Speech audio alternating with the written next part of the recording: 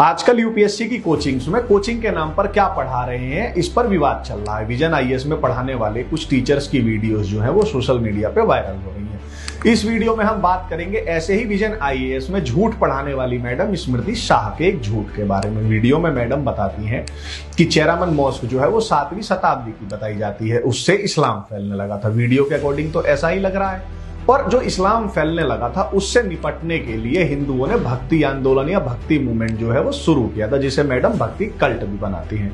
आप लोग खुद सुन लीजिए। Okay, very briefly tell me, have you heard of Bhakti cult? When did it emerge? 12th century AD? नहीं चलो छोड़ो, सेंचुरी नहीं भी याद है, वैसे 7th 8th सेंचुरी है। वैसे पर्पस क्या था भक्ति कल्ट का? इक्वालिटी? कोई मुद्दा बताओ इम्पोर्टेंट। एक्चुअली कुछ नहीं हुआ था, इस्लाम आ चुका था।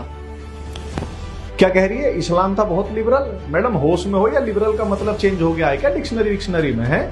मुझे तो लिबरल का जो मीनिंग पता था वो ये था कि जो फ्रीडम देता है, जो ज्यादा स्ट्रिक्ट नहीं होता, रिजिड नहीं होता। पर इस्लाम का तो इसका ठीक उल्टा है। जैसे इस्लाम का सबसे बेसिक फंडा है कि there is one and only one god, that is almighty Allah, and Mohammed was his last prophet. अब अगर आप इसे नहीं मानते तो आप दोजख की आग में हमेशा के लिए जलेंगे। अब आप थोड़ा लिबरल हो जाइए और कह दीजिए कि भाई अल्लाह ही अकेला भगवान थोड़ी ना है, हमारे राम कृष्ण हनुमान भी भगवान है। तो इस्लाम को तो ये मानने वालों को स्वीकार कर लेना चाहिए ना, क्योंकि स्मृति मैडम के अकॉर्डिंग तो वो लिबरल है। पर ऐसा मानने वालों को तो बेसिक इस्लामिक टेक्स्ट जो है वो काफिर घोषित कर देते हैं। काफिर कौन होते हैं? जो जानवरों से भी गए गुजरे होते हैं और जिन्हें जान से मार देने पे जन्नत मिलती है, वही वाली जहां पे हूरें मिलती हैं, शराब की नदियां बहती हैं, और जो हूरें होती हैं वो हमेशा वर्जिन रहती हैं। और काफिरों की बहन बेटियों को सेक्स स्लेव बना के रखने की परमिशन होली बुक में दी हुई है। बताइए कितना लिबरल है ना यार। सही में मेरी तो आंखों में ना आंसू आ गए लिबरलिज्म देख के। It was talking about equality. क्या कहा मैम? कौन सी इक्वालिटी? कहां लिखा है कि भाई काफिर और मुस्लिम इक्वल है? आप हमें यही बता दो, कहां से पढ़ लिया मैम आपने? नशे वसे करके आती हो क्या, वो भी सूखे वाले? अब इक्वालिटी छोड़ो, काफिर्स को तो जिंदा रहने का ही अधिकार नहीं है होली बुक के अकॉर्डिंग। इक्वालिटी और इनइक्वालिटी तो जिंदा रहेंगे तब होएगी। कोई कास्ट सिस्टम नहीं था। चल झूठी। अगर ऐसा ही है तो फिर काफिर और नॉन काफिर इक्वल क्यों नहीं है, ये बता दे। और छोड़ दे, उनको ही छोड़ देना, मुस्लिमों में भी अगर सारे इक्वल हैं तो फिर ये सुन्नी शिया खारिजी ये क्या है? इनमें भी जैसे सुन्नियों में हनफी हम्बली मलिकी शफी बरेलवी देवबंदी, शियाओं में इस्माइली जाफरी जैदिया निजारी मुस्तली जयाबी करामीता अकबरी उसूली स्याखी बोहरा।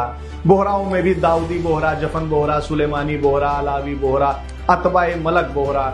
ख्वारिजियों में इबदिया सूफी अलग, उनमें भी चिश्ती नकशबंदी सोहरावर्दी कादिरिया मावलवी मुरीदिया ईटीसी ईटीसी। अब क्या है मैम? और ये पसमानदा और अल्जाफ मुस्लिम कौन होते हैं मैम? अगर इस्लाम में इतनी ही इक्वालिटी है तो आप हमें थोड़ा सा ये और बता दो। अगर इस्लाम कभी पढ़ा होगा तो एक अभी रिसेंटली आपकी न्यूज में था ना, चेरामन जुमा मस्जिद। क्यों था ये न्यूज में? नहीं, केरला में तो है मस्जिद, न्यूज में क्यों था? आपके प्राइम मिनिस्टर ने उसका एक मिनिएचर गिफ्ट किया था ना सऊदी किंग को। Yes, it's the first mosque in India, Cheraman जुमा मस्जिद।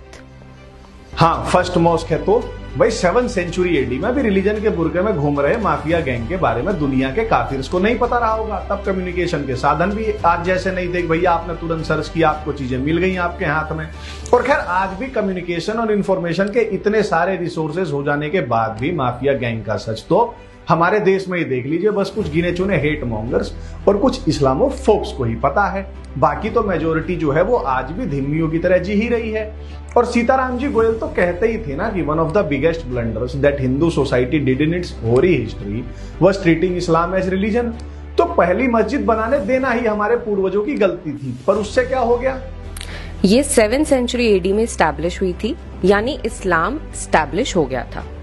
इस्लाम स्टैब्लिश नहीं हो गया था मैम। 7th सेंचुरी ऑनवर्ड्स इस्लाम का भारत पे इन्वेजन शुरू हो चुका था। हमले अटैक, आप समझती हैं ना, लूट के लिए प्लंडर के लिए जो होते थे। इस्लाम की एक खासियत थी, which said surrendering completely to the god, and they were talking about the concept of one god. No, neither they were talking about surrendering completely to the God, nor were they talking about the concept of one God. They were talking about there is no God but Allah and Muhammad was his last prophet. One God and no God other than Allah. दोनों में शायद कुछ अंतर है कि नहीं ma'am? और अगर एक ही गॉड को सरेंडर कर भी दे कोई, पर प्रोफेट मोहम्मद को यदि लास्ट प्रोफेट ना माने तो वो मुस्लिम ही नहीं माना जाएगा। यानी कंप्लीट सरेंडर ओनली गॉड अल्लाह और उसके आखिरी नबी मोहम्मद को करने वाला ही मुसलमान माना जाता है। तो यहाँ सरेंडर 2 जनों को करना था और यहाँ एक गॉड की बात ही नहीं कर रहा, वो तो वन एंड ओनली गॉड की बात कर रहा है ना मैम। अगर एक ही गॉड है, उसी ने सबको बनाया है, that means everyone is equal in the eyes of God. बात तो मैम बिल्कुल सही कही हो, पर मुझे जो एक चीज समझ में नहीं आती है ना वो ये है कि अगर ये वही गॉड है जिसने सबको बनाया है तो मुझे समझ में ये नहीं आता कि फिर इसने खुद ही बनाए गए लोगों को, इस पूरी ह्यूमैनिटी को काफिर एंड मोमिन्स में बांट क्यों दिया है। और बांटा ही नहीं है, अलग अलग ट्रीटमेंट भी बताया है दोनों के लिए। जैसे काफिर जो है वो तो दोजख यानी कि जो हेल की आग है उसमें जीवन भर जलेंगे, और जो मोमिन्स है उनको जन्नत मिलेगी, जैसा मैंने अभी ऊपर बताया, हूरे वगैरह ये सब मिलती हैं। और मैडम सबसे पहले तो आप मुझे ये बताओ कि how can anyone who sanctions rape of women be god? महिलाओं के रेप को सैंक्शन करने वाला गॉड हो कैसे सकता है? So it was talking about universal brotherhood and equality. Islam कहीं भी काफिर्स के साथ ब्रदरहुड और इक्वालिटी की बात ही नहीं करता, कहीं भी नहीं। इसका उल्टा इस्लाम के अकॉर्डिंग तो 11 चीजें जो अनक्लीन है, गंदी हैं, जैसे यूरिन, स्पर्म, डॉग, पिग, जो काफिर्स हैं, जो नॉन मुस्लिम्स हैं, जो उनमें मैन है और जो वुमेन है काफिरों में, वो उन 11 गंदी चीजों में आती हैं। यही नहीं, एक काफिर की पूरी बॉडी ही अनक्लीन है। जैसे मैम आप जो है ना, आप भी उन 11 गंदी चीजों में आती है इस्लाम के अकॉर्डिंग, जिसे आप बता रहे हो ब्रदरहुड है, इक्वालिटी है और फलाना ढिंगाना क्या है। और बॉडी पूरी की पूरी अनक्लीन है, जिसके अंदर आपके बाल, आपके नाखून, ETC सब कुछ आ जाता है। अब आते हैं आपके ब्रदरहुड पे। होली बुक मुस्लिमों को काफिरों के साथ दोस्ती करने को मना करती है, उनका हेल्पर होने से मना करती है, मुस्लिमों को काफिरों से लड़ने को कहती है, खत्म कर देने को कहती है, जिससे कुफ्र समाप्त हो जाए। और अगर वे ऐसा नहीं कर सकते, वे ये सब ऐसा करने में पावरलेस फील कर रहे हैं, तो उन्हें माइग्रेट करके चले जाने को कहती है। तो मैं ब्रदरहुड वगैरह आप कुछ बता रही थी, ये मतलब कहाँ से आपने जान लिया? इसलिए इस्लाम लोअर कास्ट और अनटचेबल्स के लिए बहुत अट्रैक्टिव बन रहा था। इसलिए उस समय फियर था कि लोग अपना स्टेटस बढ़ाने को इस्लाम में कन्वर्ट हो रहे हैं, और ये हिंदू कल्चर के एग्जिस्टेंस के लिए थ्रेट था। अब ये कहां से पता चला ये झूठी को? ये तो ये भी नहीं बता पाएगी। कोई भी मुझे एक भी सिंगल ओरिजिनल उस समय का टेक्स्ट दिखा दे जिसमें इस झूठ को लिखा गया हो। भाई मैंने जो थोड़ा बहुत पढ़ा है, जो ओरिजिनल सोर्सेज मैंने पढ़े हैं, उनके पन्ने पलटे हैं उस जमाने के, वे तो फुल चौड़ में बताते हैं कि कैसे हमने लाखों काफिरों को मरवा दिया, उनकी बहन बेटियों को सेक्स स्लेव बना दिया, कुछ काफिर जो बच गए थे उन्हें तलवार के दम पर कन्वर्ट कर दिया, यानी मनुष्य से मुसलमान बना दिया।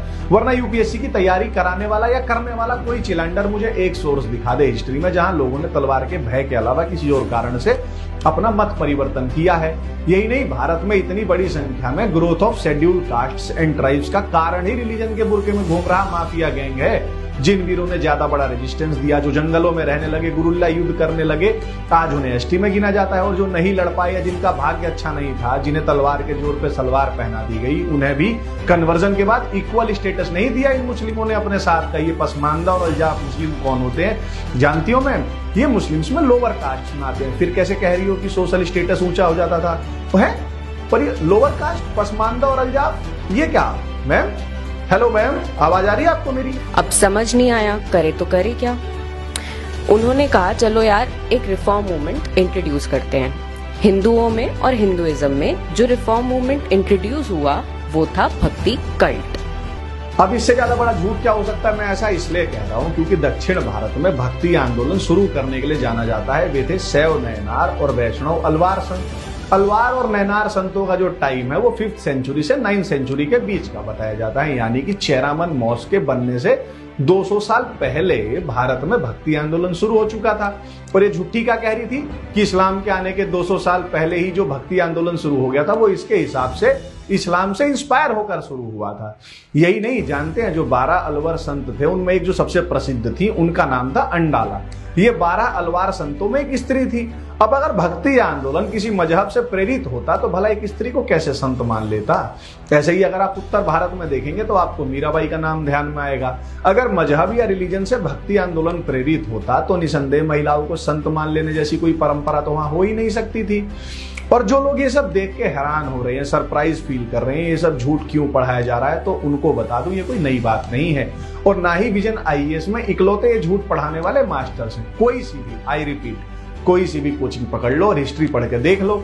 और इससे भी मजे की बात सुनो, जब क्लास में हिंदुओं की भावनाओं का मजाक उड़ाया जाता है, जब 370 जनों की क्लास में 350 जने खी और लोल करके हंसते हैं। कोचिंग क्लासेस में जो शॉकिंग हिस्ट्री पढ़ाई जा रही है ना, उससे अधिक शॉकिंग हिस्ट्री एनसीईआरटी और कॉलेज की हिस्ट्री बुक्स में लिखी हुई है।